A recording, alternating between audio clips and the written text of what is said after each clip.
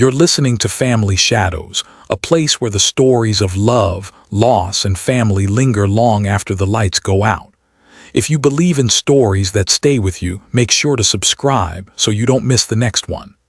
Now, let me tell you about a father, a son, and a wedding that almost never happened the way it was planned.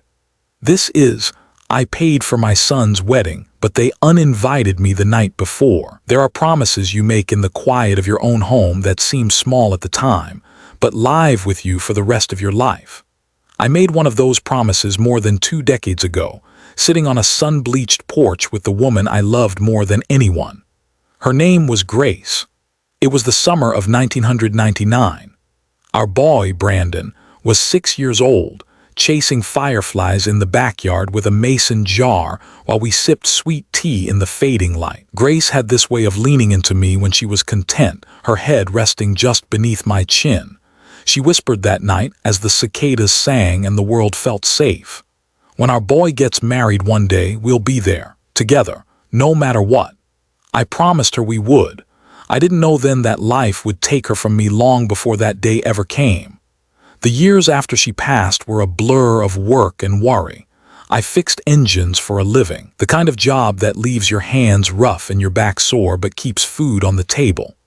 I learned to pack school lunches, to braid hair for the father-son dance when Brandon's little sister, Emily, was still alive, God rest her too, and to be the kind of man Grace would have wanted me to be. When Brandon got older, I taught him how to change his own oil, how to throw a baseball, and most importantly, how to keep his word. That last one, well, I thought I taught it well enough. The call came one Sunday afternoon. Brandon's voice on the other end was bright, almost giddy. "Dad, I've got news," he said. "You finally getting me those grandkids I've been asking for." I teased. "Close," he laughed. "I'm engaged. Sophie Langford." I'd met her a handful of times by then, polished, polite, the kind of young woman who shook your hand like she'd learned it from a book on manners. She was a marketing coordinator, always well put together, hair and makeup like she'd stepped out of a bridal magazine even before she was wearing the ring. I told him I was happy for them. Truth was, a part of me swelled with pride. My boy, the one I'd raised through scraped knees and high school heartbreaks, was starting a life of his own. When they started talking wedding plans, I didn't hesitate. "Tell me what you need," I said, and I meant it. Venue. I'd cover the deposit, catering. I'd write the check. Flowers, music, the photographer, whatever it took to make the day perfect for my son. Grace wasn't here to stand beside me, but I could still honor the promise we'd made. It felt good to be included in those early days of planning. I went to menu tastings where waiters in starched shirts offered me hors d'oeuvres I couldn't pronounce. I walked the polished floors of the ballroom they'd chosen, imagining Grace on my arm, smiling as Brandon took Sophie's hand. I sat through endless conversations about color palettes and seating charts, and I didn't mind one bit. This was my boy's big day, and I was a part of it. Still, there were moments, small, passing things, that didn't sit right. Once during a fitting for Brandon's suit, I caught Sophie and her mother, Victoria, exchanging a look when I asked about the playlist for the reception. Another time, when I suggested a song that Grace and I had danced to at our own wedding, Sophie smiled politely but said it might not fit the aesthetic. I told myself I was overthinking it. Weddings are stressful after all. People get caught up in wanting everything to be perfect. But there was a kind of distance in Sophie's tone sometimes, and Victoria's too. Like they weren't sure what to do with me, or maybe didn't want to do much with me at all. It wasn't until late one Friday night, 2 weeks before the wedding, that I got the first real sign something was off. Brandon called, his voice tight. "Dad, about the rehearsal dinner. I think maybe you don't need to give a toast." I laughed it off. "Bran, I wasn't planning on embarrassing you, if that's what you're worried about." "It's not that," he said quickly. "It's just, Sophie and her mom think it might be better to keep speeches short, you know, for time." Time, that was the word he chose, but it didn't sound like his word, it sounded like someone else's. I told him it was fine, but when I hung up, the air in the house felt heavier. The night before the wedding, I was cleaning my only good suit. A Navy one Grace had helped me pick out back when Brandon graduated college, when my phone rang. His name flashed on the screen. "Dad," he began, his tone strained, "I think it's best if you don't come tomorrow." At first I thought I'd misheard him. "What?" "It's just Sophie's family is worried about the image. They want the guest list to reflect a certain standard." "A certain standard." My voice came out rougher than I intended. "It's nothing personal, Dad. You know we love you, it's just the way things are." "Nothing personal, the way things are." Words that might as well have been written in stone. I didn't yell. I didn't plead. I just said, "All right, Brandon," and I hung up. I sat there in the living room for a long time after that, the ticking of the clock on the wall louder than anything else. On the mantel, there was a photo of Grace holding baby Brandon in the hospital, her smile brighter than any light I've seen since. I thought about the promise we made, and I realized that if I couldn't be there to keep it in the way we'd imagined, maybe there was another way to honor it. I didn't know then exactly what I'd do, but I knew I wouldn't just fade quietly into the shadows of my own son's life. That was the night the idea began to take shape, the night before the wedding, the night my boy uninvited me in the name of keeping up appearances, and the night I decided appearances weren't worth a damn thing compared to respect. I didn't sleep. The house seemed to hold its breath with me, that old clock on the wall marking the seconds like small hammer blows. Every time I closed my eyes, I saw the navy suit folded over the back of a chair, the tie draped across the cushion like a quiet question. I made coffee I didn't want. I washed a mug that was already clean. I stood at the sink and looked out into the dark, where the porch light hummed and a moth flapped against the glass, desperate to get closer to what it didn't understand.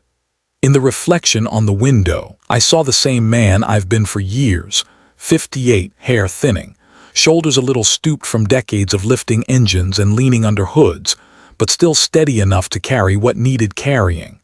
I took the photo of Grace from the mantel and set it on the kitchen table. She had a way of smiling where her eyes caught the light before her mouth did. I put my finger on the glass where her hand was holding Brandon as a newborn. "You wouldn't like this part," I told her. My phone sat face down, as if it were ashamed of itself. I flipped it over and scrolled through the emails from the venue, the catering company, the florist, the band. Every one of them had my name on the invoices. Back when we were still pretending this day belonged to all of us, it had seemed simpler to put everything under one person. I'd offered, they'd nodded gratefully, and I'd felt the warmth a father feels when he is still useful. The last payments were due the morning of the wedding. Automatic transfers scheduled. Confirmations pending. "Image," I said into the quiet. "Standard." Words that sounded like a gate clicking shut. I opened the laptop, a stiff old thing with a cracked corner and a faded cartoon sun sticker Emily had once put on it. I logged into my bank account. The scheduled transfers sat there like dominoes waiting for a push. I canceled the first. A yellow warning box popped up. Cancel.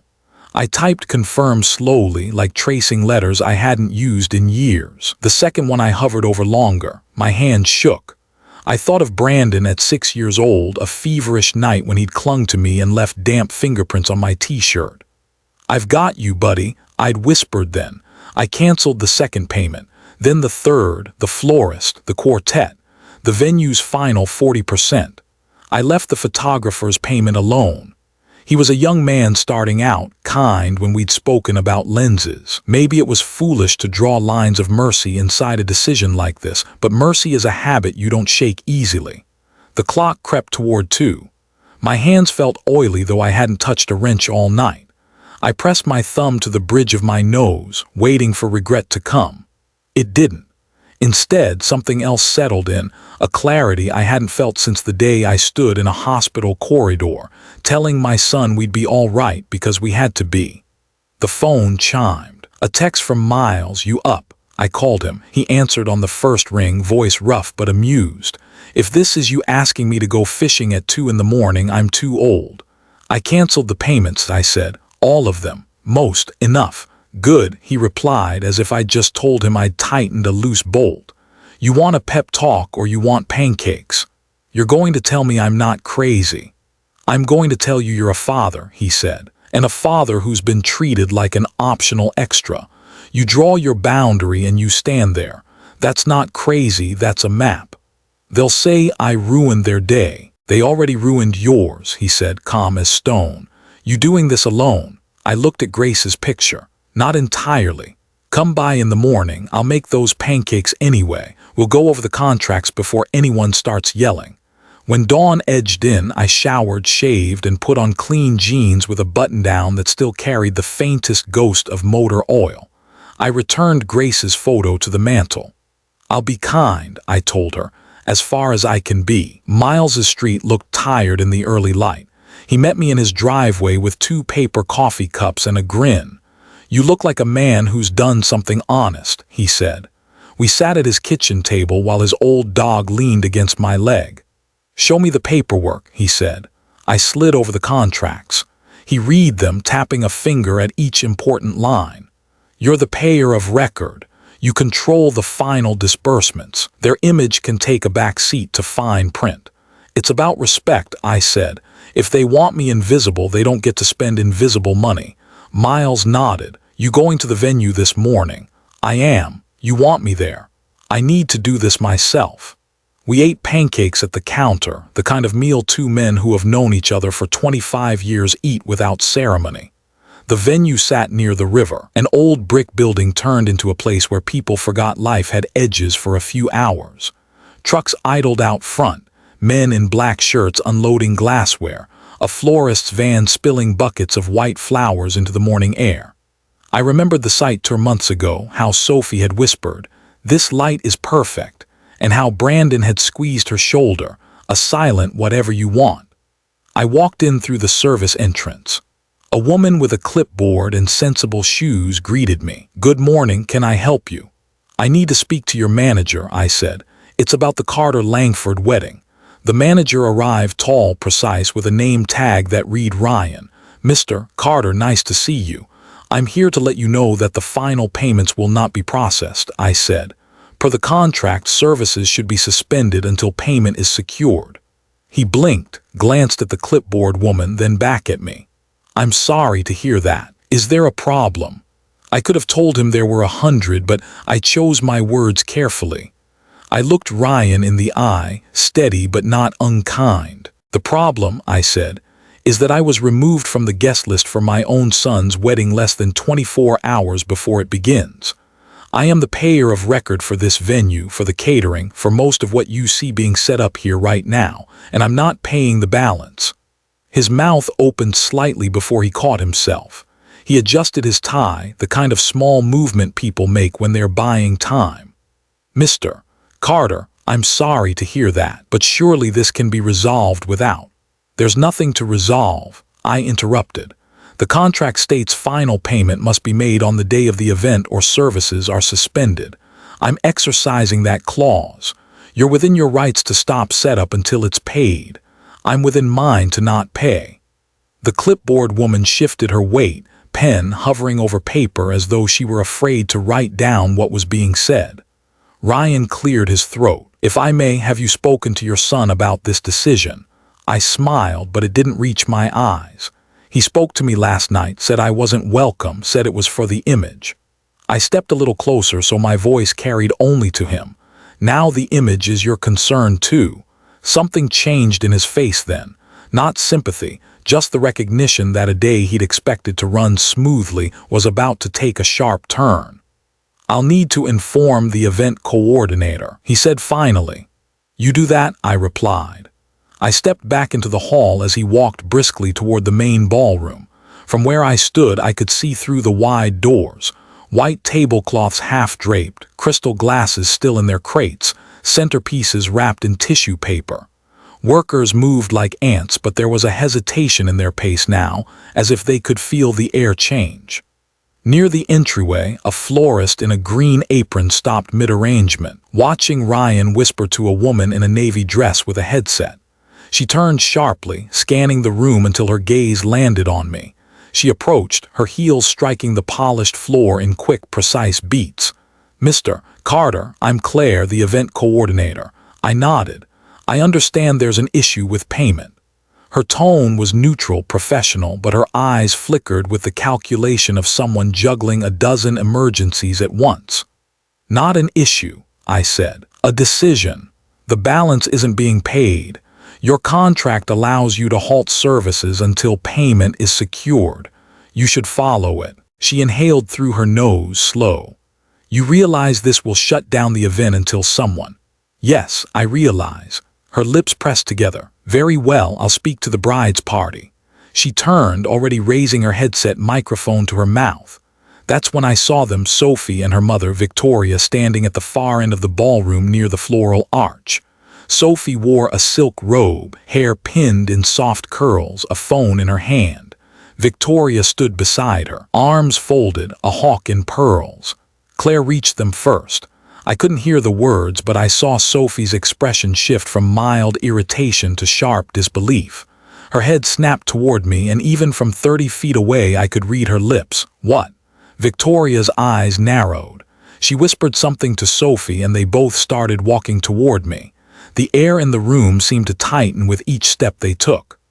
"Hal," Sophie began, her voice pitched just low enough to try for calm, "we hear there's some kind of misunderstanding."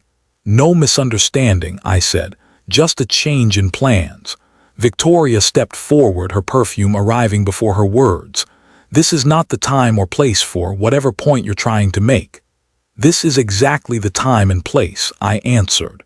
"Because last night my son called to tell me I wasn't welcome here, that I wasn't part of this day, and yet my name is on every bill. I'm simply matching my involvement to what's been asked of me, none." Sophie glanced around, suddenly aware of the staff within earshot. "We can talk about this privately." "We are talking about it," I said, lowering my voice but keeping my tone firm. "You wanted a perfect image. Well, the image now is that the man who paid for your stage has been cut from the play, and the stage lights are going dark." Victoria's jaw tightened. "You're punishing Brandon." "No," I said. "I'm teaching him. Respect and help go together. Take one away, you lose the other." For a moment none of them spoke. Somewhere in the back a worker set down a box a little too loudly, the thud echoing through the stillness. Finally Sophie pulled her phone from the pocket of her robe. "We'll fix this," she muttered to Victoria. "We'll just pay it ourselves." Victoria's mouth flattened. "Out of what? We've stretched every card already." It was then I realized they hadn't planned for this possibility at all. The balance due wasn't small. 40% of a high-end venue plus catering was enough to rattle most people if they hadn't set it aside. Claire returned, headset in place. "We've paused service," she said. "Nothing moves forward until payment clears." She glanced at me, then back to them. "Do you have a method of payment ready?"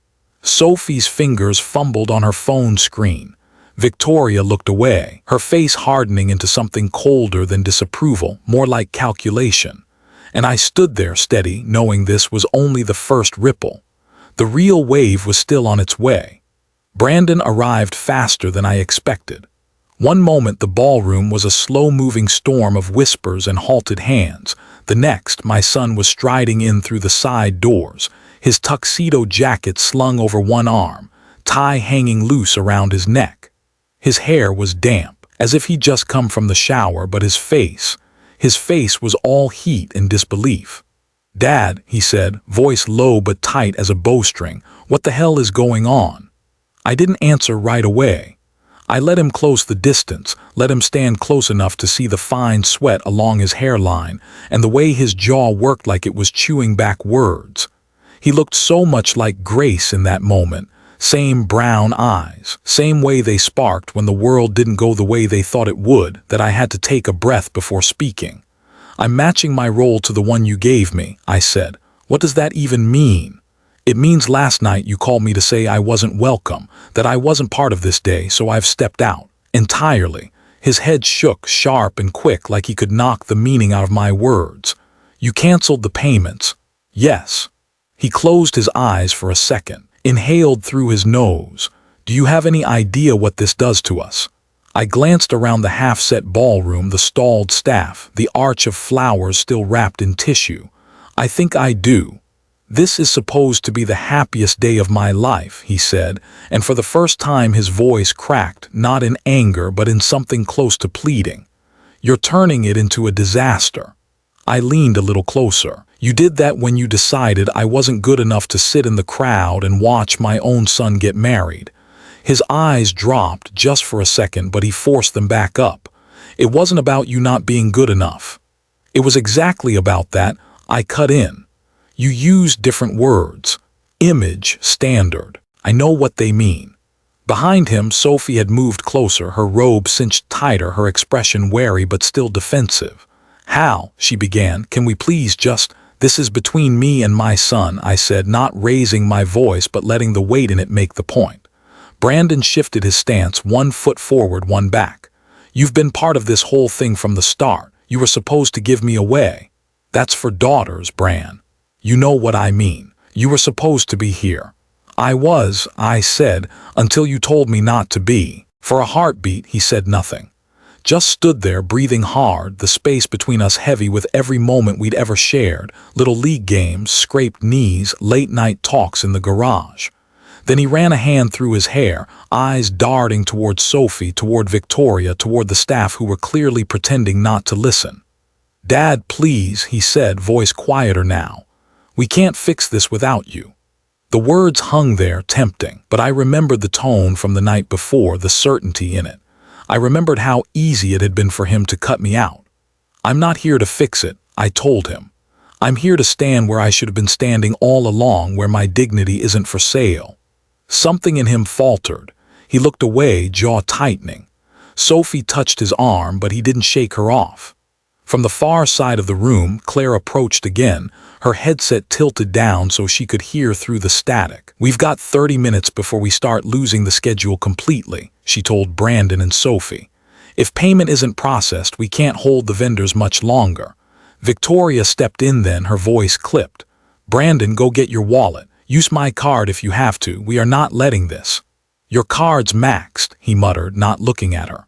The words landed like a stone in water, sending invisible ripples through all of us. Sophie's lips parted, then closed again. Victoria's face froze, and her fingers tightened around the strap of her purse. I stood there, silent, watching my son wrestle with the corner he'd been backed into, partly by me, yes, but partly by choices he'd made without thinking they'd ever come to this.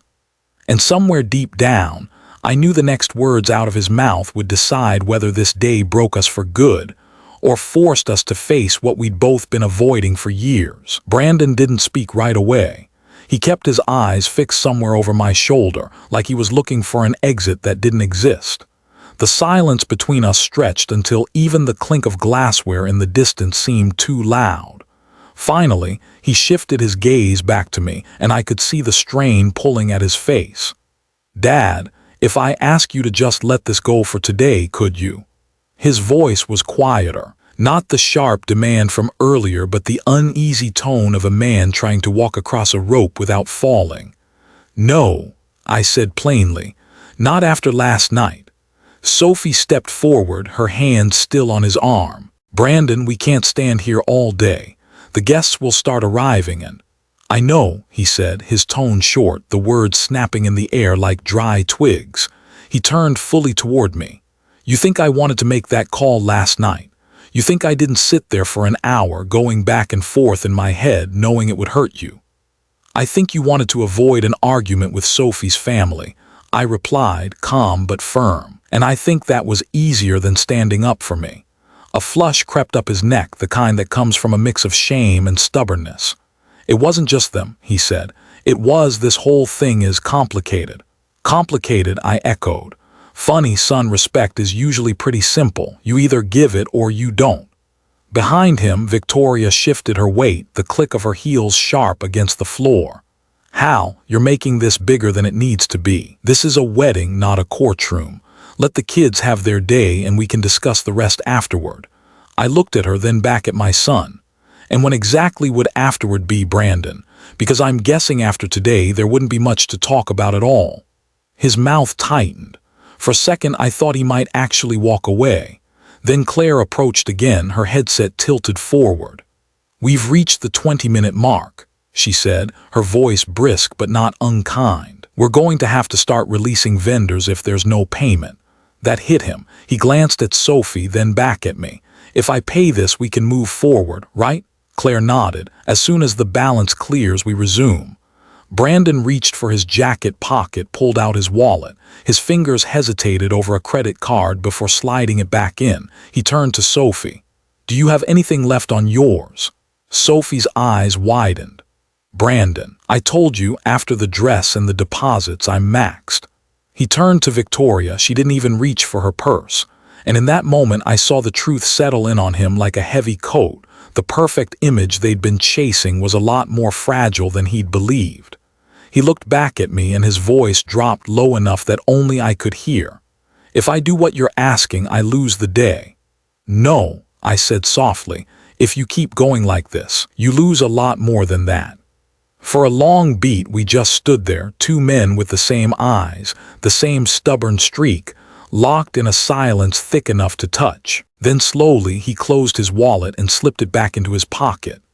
Claire, he said, his voice steady now, pause everything. We're not moving forward until I talk to my dad. Sophie turned on him, her voice sharp. Brandon, he held up a hand. No, this is happening. The room seemed to still at those words. Workers lingered by carts, waiting. Claire gave a small nod and stepped back, understanding that whatever came next wasn't hers to manage. Brandon faced me fully now. All right, Dad, you've made your point. Now I need to know what it's going to take to get you to sit in that chair and watch me get married today. I didn't answer immediately, because the truth was I hadn't thought about that part yet. I studied my son's face for a long moment, weighing what to say. If this was going to mean something, it couldn't be about money. That was the easy part. This had to be about the thing that had been missing since the night before, acknowledgement. What it's going to take, I said finally, is you telling me here and now that I'm not just a name on a bill, that I am your father and that you want me at your wedding as your father, not as some guest you tolerate when it's convenient. He blinked, and I could see him thinking about all the people watching. There were staff in the corners pretending to polish silverware. Sophie stood stiff beside him, her arms crossed, eyes narrowing. Victoria's lips pressed into a thin line. That's in front of everyone, he asked. Yes, I said. In front of everyone, because last night you cut me out without hesitation in front of her and her family. You did that in the open. You don't get to fix it in private. His jaw worked, and I could almost hear the gears turning in his head. The air felt heavy with all the things neither of us had said over the years. Times I'd been too proud to admit I needed his company, times he'd been too busy to call. This is ridiculous. Sophie cut in, her voice brittle. Brandon, we don't have time for. I'm talking to my father, he said, sharp enough that it made her stop mid-sentence. He turned back to me. You're saying if I stand in front of that room and tell everyone you're my dad and you belong here, you'll release the payments. I'm saying if you do that and mean it, you'll never have to worry about me showing up halfway. You'll have my full support for today and every day after. It was quiet then. You could hear the faint hum of the air conditioning, the creak of someone shifting on the parquet floor. Brandon's eyes moved over my face like he was searching for a trap. Then, without looking back at Sophie or Victoria, he said, "Fine, let's do it." We walked together toward the center of the ballroom, where a few early arriving guests had begun to drift in through the open doors, curious about the sudden standstill. Claire followed us with her headset, her expression somewhere between relief and disbelief. Brandon stepped onto the small stage meant for speeches later that night. He cleared his throat and the soft murmur of voices quieted. "I need everyone's attention for a moment," he began. His voice carried, confident but touched with something raw. "Before we go any further with today, I want to address something important. Last night I made a mistake. A big one.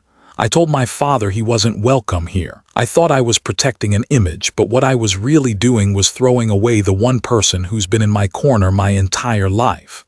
There was a ripple of surprise through the room. My hand stayed at my sides, but my chest felt like it was holding a furnace. "This man," Brandon continued, pointing toward me, "is Harold Carter. He's the reason this day could even happen. He's my father and he belongs here more than anyone. I want him here as my father, to watch me marry Sophie. The silence that followed wasn't awkward, it was solid, like the floor itself had taken a breath and was holding it. Then a few guests began to clap, hesitant at first, then stronger. Claire smiled, small but genuine. Even the clipboard woman nodded once. I stepped forward, shook his hand, and pulled him into a quick hug. "All right," I said quietly so only he could hear. "You've got me for the rest of the day." When we stepped down from the stage, I nodded at Claire. "You'll have your payment within the hour."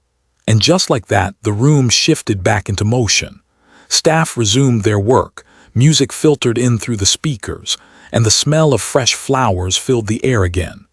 But under it all, there was a new weight, a quiet understanding between a father and son that hadn't been there when the morning began.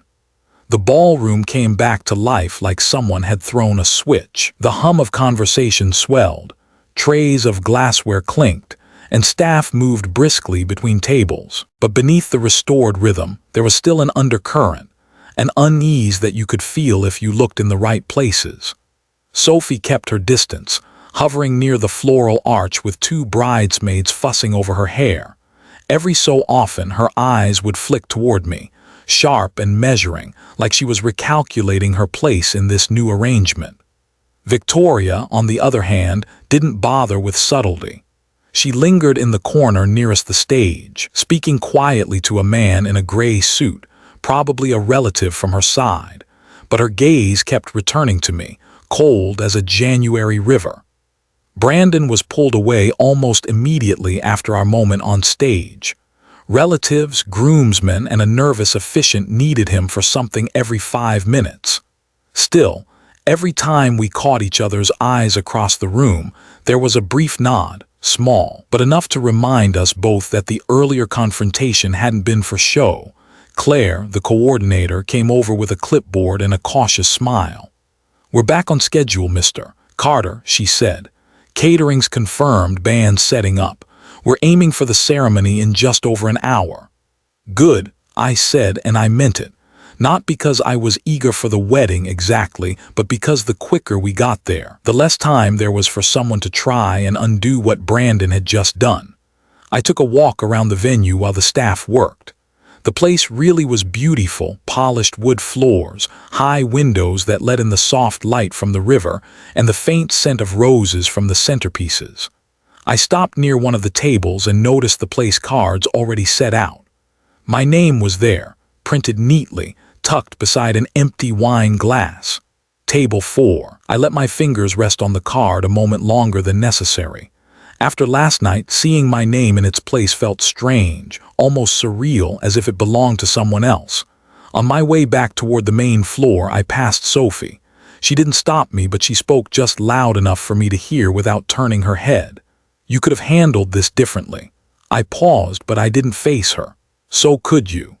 There was a faint hiss of fabric as she shifted her weight. "Brandon's a good man. He doesn't like conflict. You forced him into one." I finally looked at her. "No, I gave him a choice, and he made it."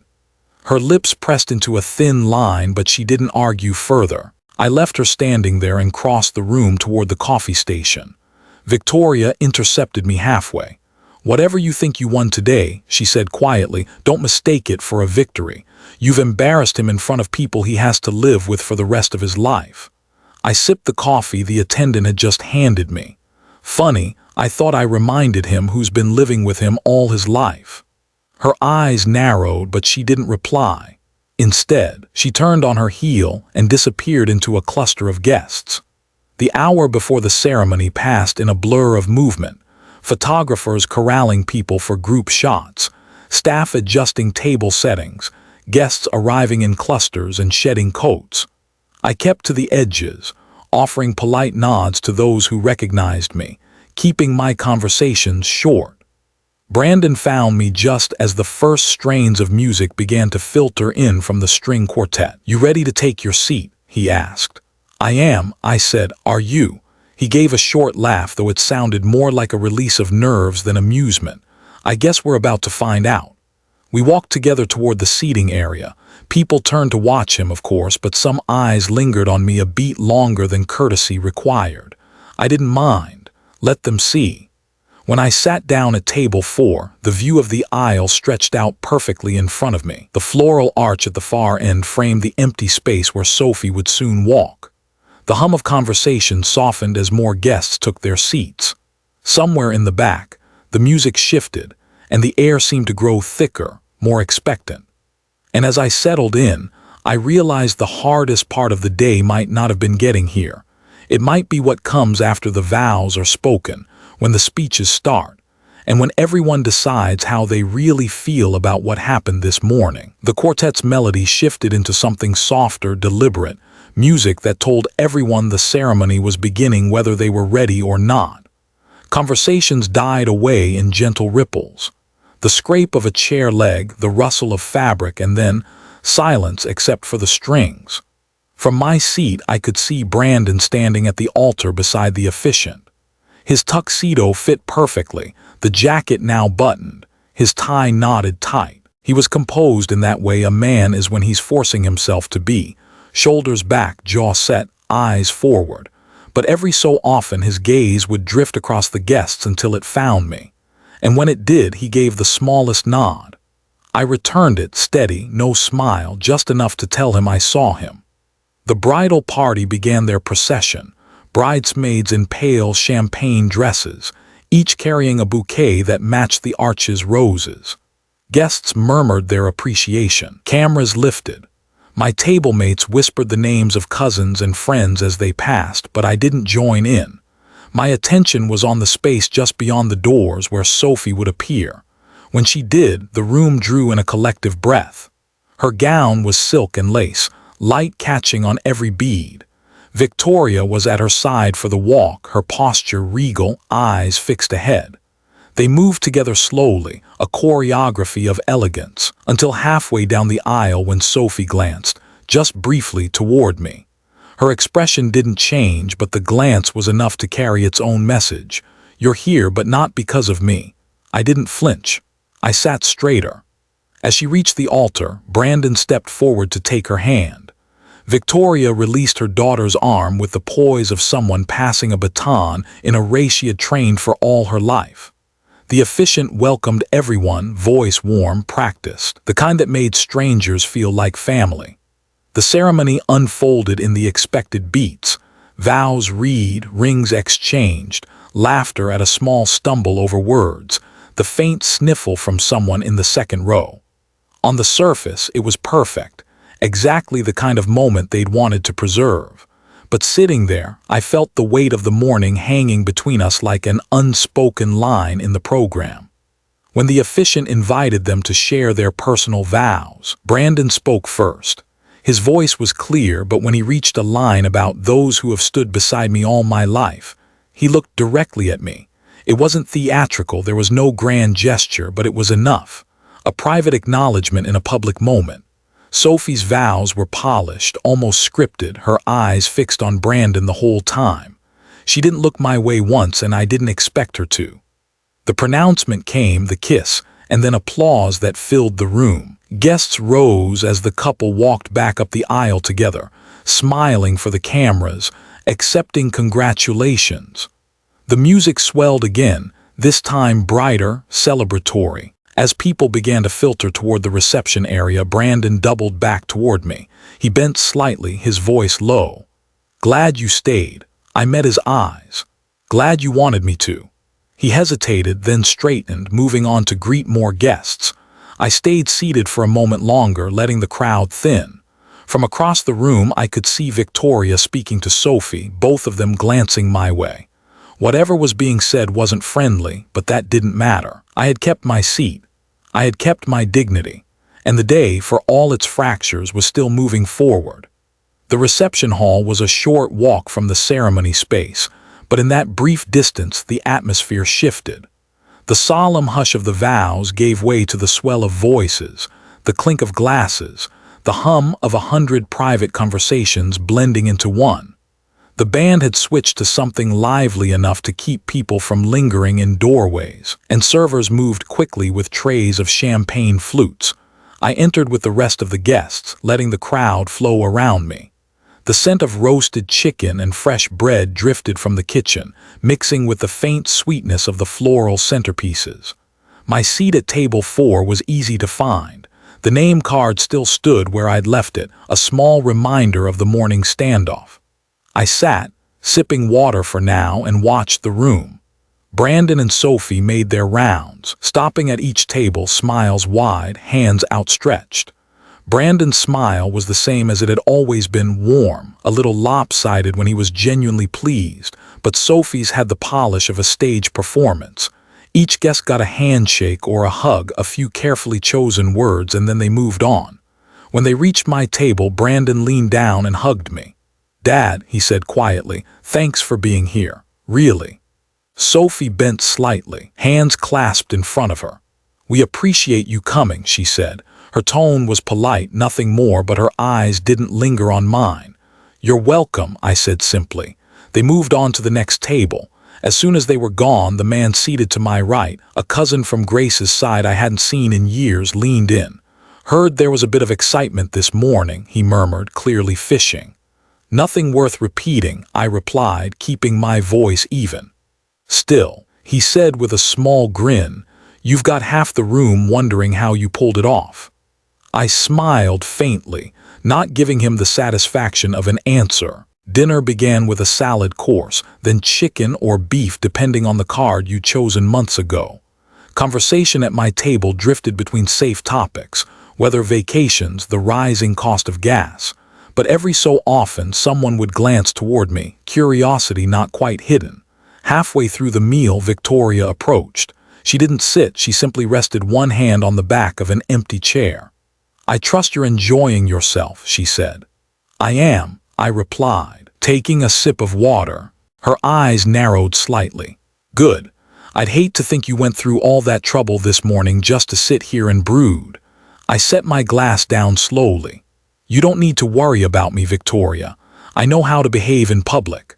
Her lips pressed together, and she walked away without another word. The first dance began soon after, Brandon and Sophie moving gracefully across the floor to a song I didn't recognize. The guests clapped politely when it ended. Then the DJ invited others to join in. Couples filled the space, the lights dimmed, and the music shifted into something slower. I stayed at my table watching. Not because I felt unwelcome on the dance floor, but because this was their moment. And because, truthfully, I wanted to see how the rest of the evening would play out before I stepped into the center of it.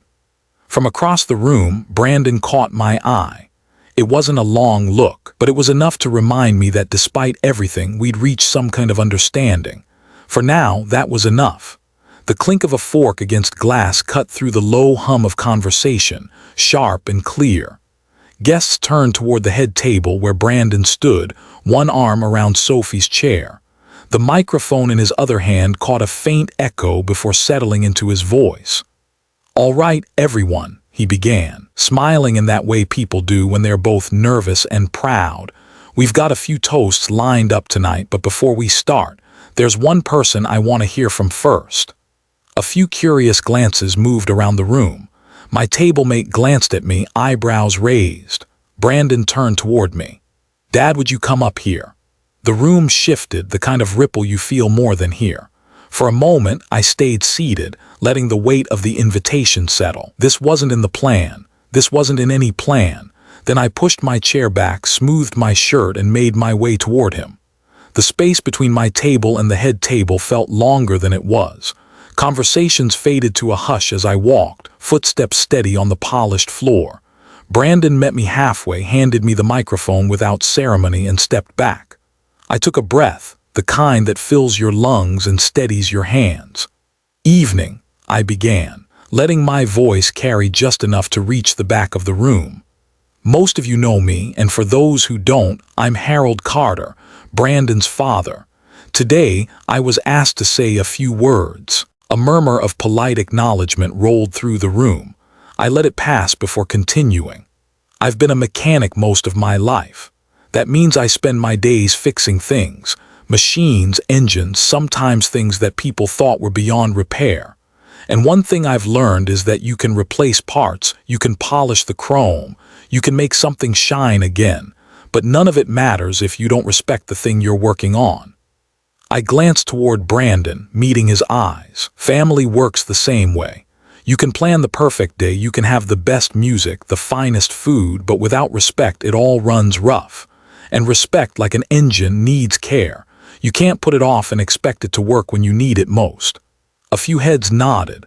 I saw Miles across the room, his arms folded, watching me closely. I shifted the microphone slightly. This morning, my son and I had a conversation that wasn't easy. We didn't agree on everything, but we agreed on the important part, that no matter what, we're still family. And being family means you show up for each other, on the hard days, on the good days, and on days like this when it matters most. I let the words settle, then softened my tone. Brandon, I'm proud of you. Not just because you're here starting a life with Sophie, but because you took a step today to make sure we could share it. That means more to me than you know. I raised my glass of water. No champagne for me tonight, and said simply, to respect, to family, and to love that lasts. The applause came steady, warm, and genuine. Brandon stepped forward, took the microphone back, and leaned in just enough for only me to hear. Thanks, Dad. I returned to my seat, not with the satisfaction of winning anything, but with the quieter relief of knowing I'd said what needed to be said. And for the first time that day, I felt the knot in my chest loosen. The applause faded back into the warm buzz of clinking glasses and low conversation. Plates of dessert began appearing on tables, small slices of layered cake, strawberries perched neatly on top. I just set my fork down when a man I didn't recognize took the empty seat beside me. He was middle-aged, maybe a decade younger than me, with a sharp suit and a loosened tie that said he'd been celebrating hard since the ceremony. His cheeks were flushed from drink and his smile came too easily. "You're the dad, right?" he said, leaning in slightly. "Brandon's old man." "That's me," I replied, keeping my tone neutral. "Name's Doug. Sophie's uncle, well, technically her step-uncle, been in the family about 15 years. He took a long sip from his glass before continuing. "Gotta say, I'm glad to see you here after what I heard." I set my hands flat on the table. "And what exactly did you hear?" He grinned like someone sharing a bit of harmless gossip. You know, word gets around in families. Sophie and her mom were saying you might not be the right fit for the kind of wedding they wanted. Guess they thought you'd make the photos look too blue-collar." He chuckled as if that were funny. "Guess they didn't figure you'd actually pull the plug on the bill." The fork in front of me glinted under the light. I kept my voice even. "Did they say that to you directly?" "Not me," Doug said, leaning back in his chair, "but at the rehearsal dinner. Victoria made a joke about how this was going to be the most elegant wedding money could buy, as long as certain people stayed out of the pictures." Sophie laughed. Couple of her bridesmaids did too. The sounds of the room dimmed in my ears, replaced by the slow beat of my own pulse. I looked toward the head table. Sophie was laughing at something one of her friends had said, her posture relaxed, perfectly composed for the cameras moving through the room. Brandon sat beside her, leaning in to listen to a guest, unaware of anything beyond the immediate conversation. Doug drained the last of his drink and stood, clapping me lightly on the shoulder. "Anyway, glad you got it sorted. Weddings bring out the best and worst in folks, don't they?" Then he wandered off toward the bar, leaving the scent of whiskey and something sour in the air. I stayed seated, my gaze fixed on my son. The knot in my chest that had loosened after the toast began to tighten again, this time differently, not from hurt, but from the slow, deliberate weight of knowing there were truths he still didn't see. The band began playing a faster tune, coaxing more guests onto the dance floor. Laughter rose, the kind that came easy with champagne and sugar, but for me the room felt colder. Miles appeared at my side, slipping into Doug's recently vacated chair. "You've got that look," he said. "What look?" "The one you get when you're tightening a bolt and feel it starting to strip." I glanced at him. Somebody just handed me a wrench I didn't ask for. He didn't press for details, just nodded slowly. "You going to use it?" I didn't answer right away. My eyes went back to Brandon, still smiling, still oblivious. "Not tonight," I said finally. "Tonight's his, but there's going to be a day." Miles gave a low hum of agreement and stood. "When it comes, you call me." I sat there a while longer, letting the music and laughter swirl around me, my glass untouched. The celebration would go on. The pictures would be taken. The perfect image would be preserved. And I would remember exactly what had been said to keep it that way. The reception had begun to thin out. Tables that had been crowded with plates and glasses now sat half empty, the remains of cake drying on dessert forks. The band played softer now, leaning into slow, familiar tunes for the last few couples swaying on the dance floor.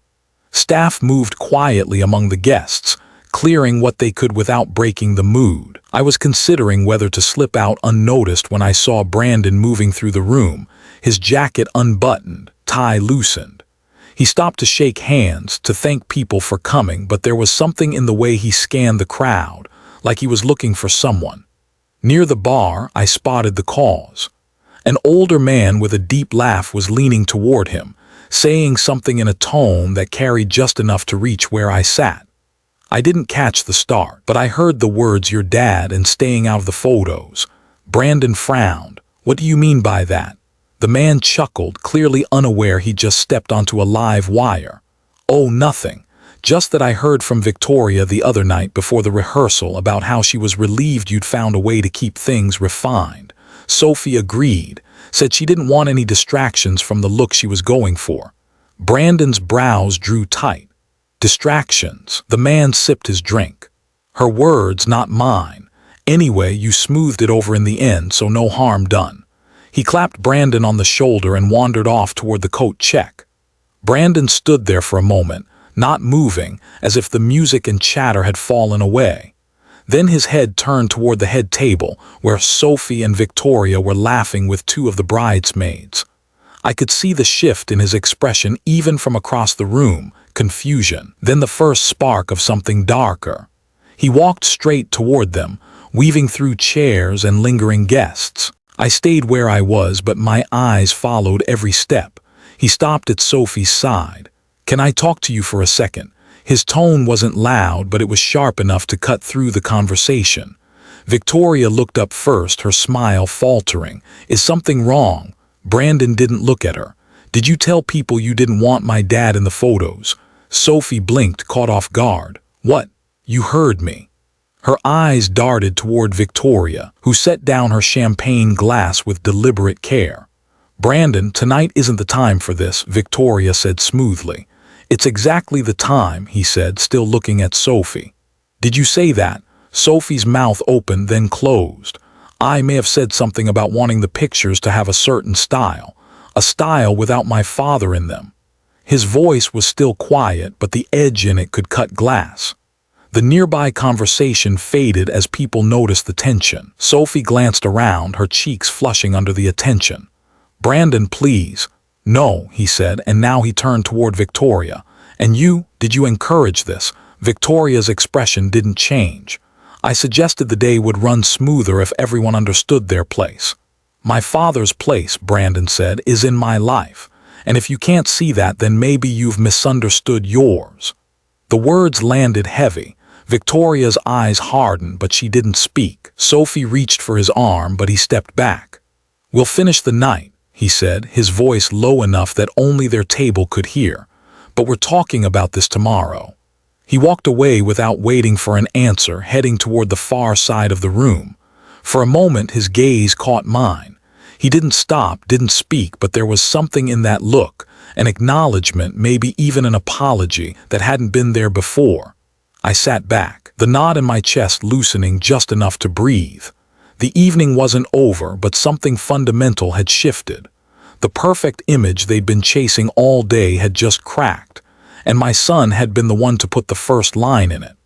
By the time the last song faded and the band began packing their instruments, the reception hall felt like the air had been let out of it. Guests lingered at the edges, saying their goodbyes, collecting coats, slipping leftover slices of cake into napkins for the ride home. The staff moved in practiced silence, sweeping crumbs, stacking chairs. the smell of extinguished candles and wilted flowers hanging faintly in the air. I stayed at my table until the crowd thinned. No point in rushing. I'd been invisible once today, and I could manage being the last man out.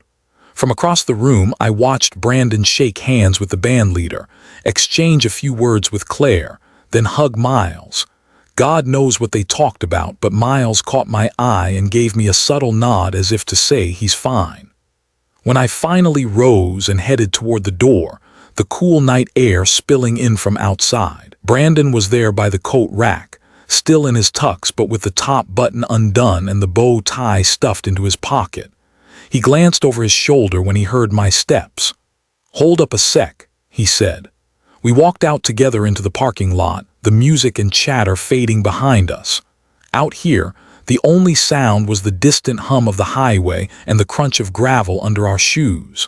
The air smelled faintly of rain that hadn't fallen yet. Rows of cars sat under the dim glow of street lamps, their windshields catching little glints from the lights. Brandon stopped beside my truck. He didn't lean on it, just stood with his hands in his pockets, shoulders hunched slightly against the chill. "So, that thing you said earlier about respect and family." I waited. He stared at the ground for a moment before lifting his eyes to mine. I thought I understood it. I mean, I knew it mattered. But tonight, hearing what they said, he shook his head, the words catching before they could leave his mouth. "It's different when you hear it yourself." I nodded. "Sometimes it has to land in your own ears before it hits your heart." He gave a short, humorless laugh. "Guess I learned that the hard way." "Most of the lessons worth keeping come that way," I said. He shifted his weight, glanced back toward the building, then back at me.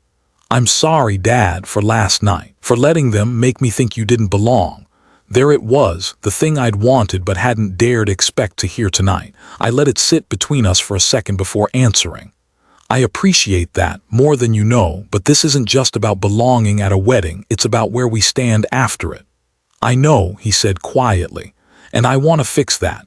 I want you in our life, not just as a name on a check or a seat at a table." I studied him under the lamplight, the way the shadows cut across his face, how much of grace I could still see in the slope of his nose and the set of his jaw. "And start by remembering this feeling tomorrow," I said. "When there's no music, no cameras, no speeches, just the quiet decisions that say who matters to you." He nodded slowly. "I will." We stood there a little longer, not talking, just letting the cool night settle over us. Finally, he stepped forward and hugged me. It wasn't the quick, polite hug from earlier. It was solid, the kind that has weight to it. When he pulled back, he smiled faintly. "You heading home?" "Yeah, long day."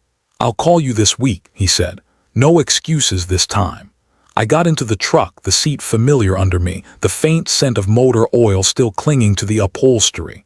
As I pulled out of the lot, I saw him in the mirror, standing there with his hands in his pockets, watching until my taillights disappeared. Whatever came next, tonight had put us back on the same road. Maybe not side by side yet, but close enough to see each other in the headlights. The morning after the wedding, the house was quiet in that particular way it gets after a long, charged day, like the walls themselves were letting out a slow breath. Sunlight angled through the kitchen blinds, dust motes drifting in the beam. I stood at the counter, pouring coffee into the same chipped mug I'd used for 20 years when the phone rang. It was early, too early for anyone calling just to chat. I wiped my hand on a towel and answered. "Hal Carter." There was a pause before a voice came through. "It's Sophie." Her tone was clipped but not sharp, more like someone approaching a conversation they'd rather not be having. I leaned against the counter. "All right," I said, "what can I do for you?" "I wanted to call before Brandon's up," she began, "because I think it's important you and I understand each other without him in the middle." "Go on." She hesitated, then said, "Yesterday could have been a lot worse. You could have refused to come at all or made a bigger scene, and I'll admit, I didn't expect you to handle things the way you did." "That sounds almost like a compliment," I said, letting the steam from the coffee rise between us. "It's not," she replied. "It's me saying I still don't agree with how you went about it, but I can respect the fact you care about him enough to fight for your place." I stayed quiet, letting her fill the silence. "That said," she continued, "going forward, I want us to be clear. This marriage is our life now. our choices, our decisions. If you're going to be part of it, I need you to know when to step back. And what happens? I asked evenly. If I see you pushing him towards something that's going to cost him more than he realizes, then you talk to him, not me, not in public. You keep it between father and son. Because if you put me in a corner again like yesterday, I'll push back harder. The words hung in the air. I could almost hear the tightness in her breathing on the other end. I hear you, I said finally, but you should hear me too, Sophie. I've stepped back more times than you'll ever know. Yesterday wasn't about control, it was about drawing a line, and I don't draw them often, but when I do, they hold. There was a beat of silence. Then I guess we both know where we stand, she said. I guess we do. She ended the call without a goodbye. I set the phone down, took a slow sip of coffee, and stared out the kitchen window at the bare trees swaying in the wind. She'd meant the call as a warning. I took it as something else entirely, a sign that yesterday had shifted the ground under all of us. Not enough to make peace permanent, but enough to make it possible. By late afternoon, the light outside had taken on that pale gold hue that comes just before sunset in early spring. I was in the garage, sorting through a drawer of old wrenches, when I heard the crunch of tires on the driveway. A moment later, the sound of a car door shutting, then footsteps. When I stepped into the doorway, Brandon was there, hands jammed into the pockets of a hoodie, hair still slightly tousled like he'd skipped any kind of formal morning routine. He looked tired, but not from lack of sleep, more the kind of tired that comes from carrying too many thoughts around. "Hey," he said. "Hey yourself," I replied. "Twice in 2 days. That's a record." He gave a small smile but didn't joke back. "Mind if I come in?" We sat at the small workbench in the corner of the garage, the smell of oil and old wood between us. For a while he just looked at his hands, rubbing his thumb along a crease in his jeans. "I heard you talk to Sophie this morning," he said finally. "Word gets around fast," I said. "She told me what she said, and I know she can be direct. I know she's protective of her side of things. But I also know what I heard last night. About the photos, about how she and my mother-in-law saw you, and it's been eating at me." I didn't move, didn't speak. I wanted him to keep going. "I thought I was protecting her yesterday, protecting us," he continued. "But the truth is, I was protecting the version of the day she wanted, even if it meant cutting out a part of my own life. I didn't see it that way at the time, and I'm sorry it took me until the end of the night to get it." I leaned back on the stool, letting the silence stretch a moment. Marriage is full of those moments, Bran. Times you'll think you're making the right call for the two of you, but you'll find out later you left something important outside the door. He nodded. "Yeah, and I don't want you to be outside that door, not in our life, not because of a dress code or an image or anything else." There was something in his voice, steady, grounded, that told me this wasn't just guilt talking. This was him making a choice. "I'm not here to run your marriage," I said. "That's yours to manage. But I'll tell you this, respect goes both ways. If Sophie's going to be my family, she's got to treat me like it, and I'll do the same for her, but I won't vanish quietly to keep the peace." "I know," he said, "and I'll make sure she knows too." We sat there a while longer, talking about smaller things, his honeymoon plans, a job project I'd been working on, until the conversation drifted into a comfortable quiet. As he stood to leave, he looked around the garage like he was seeing it differently, maybe remembering all the afternoons he'd spent here as a kid. "You know," he said, "this place hasn't changed much." "Some things don't need to," I said. He smiled, and it wasn't forced. "I'll see you when we get back." I watched him walk to his car, the low sun throwing his shadow long across the driveway. For the first time in a while, I felt sure that no matter what bumps were ahead, we'd both be on the same stretch of road. The house was quiet again that night, the kind of quiet that doesn't feel heavy anymore. I sat in the living room with the lamp casting a warm circle of light over the coffee table. In front of me was the same photograph I'd carried to the kitchen the night before the wedding. Grace holding a newborn Brandon, her smile bright enough to light the whole frame. I traced the edge of the photo with my thumb. "We kept the promise," I said softly. "Not the way we thought we would, but we kept it." Outside, the wind moved through the bare branches, and somewhere down the street a dog barked twice before settling. I thought about the last 2 days, the phone calls, the confrontation, the speech, the look in my son's eyes as he stood up for me in front of everyone. For years, I'd worried about losing my place in his life, about being quietly pushed to the edges until I was just a name on a holiday card. But now I knew that place was still mine, not because I'd demanded it, but because he'd chosen to keep it. I set the photo back on the mantel, where it caught just enough light to glow. Then I sat back, letting the warmth of the room sink in, a steady, quiet reminder that some fights are worth the strain, not to win but to be seen. Somewhere inside me, I felt the knot that had been there for years loosen for good. And if Grace could see us now, I think she'd smile the same way she did in that photo, like she knew we'd find our way here eventually. Thank you for spending this time with me and with this story. I hope it reminds you to hold on to the people who matter, to speak up when it counts, and to value the ties that keep a family together.